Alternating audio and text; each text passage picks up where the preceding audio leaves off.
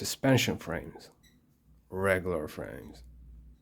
Does it worth it to skate suspension frames? Do you get a better shock absorption with a 57mm wheel, or you get better suspension with the same soft wheel but larger wheel? This is a size 63 wheel. This is a size 57 with the suspension. And also, you might going to be mad that I'm riding these anti-rocker, but I really wanted to try them as anti-rocker.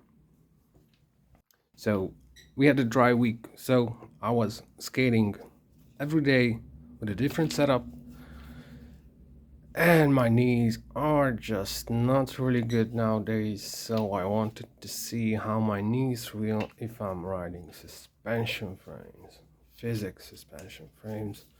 This time I wanted to see how it works with anti-rocker. I know this shouldn't be ridden like this. I could, if I liked it. I didn't like it, to be honest. This frame, to me, for me, it's a bit heavier than usual. I got the aluminum rocker arms, suspension arms. It's generally heavy. It's a very, very old frame. If you slide on metal, which makes it quite nice. It slides better, but you get this metallic scraping sound that I do not really like.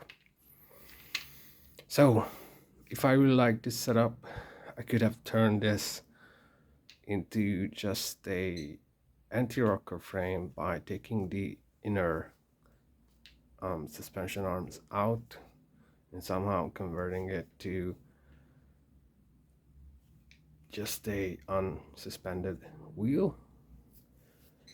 Or I was also thinking about making a juice block, just like a little block of UGMW, and somehow fit that in here, so I would end up with something similar. This is like this semi freestyle frame, like the triggers.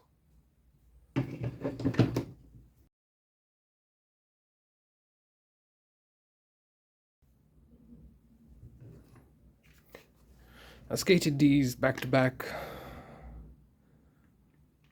Both of them have their advantages and disadvantages. What I like about the physics, whether I'm riding it anti-rocker or I'm riding it rockered with flat setup, turning with these, jumping with these, very different sensation. I would say turning around, just doing some of these swiveling movements with flat, rockered flat. It's a lot of fun.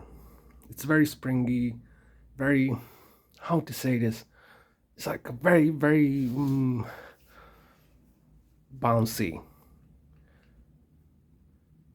sensation. It's fun. It's absolutely fun, but I don't think I would use these frames seriously, in a serious way that I go out and I want to do some rail or some kind of ledge.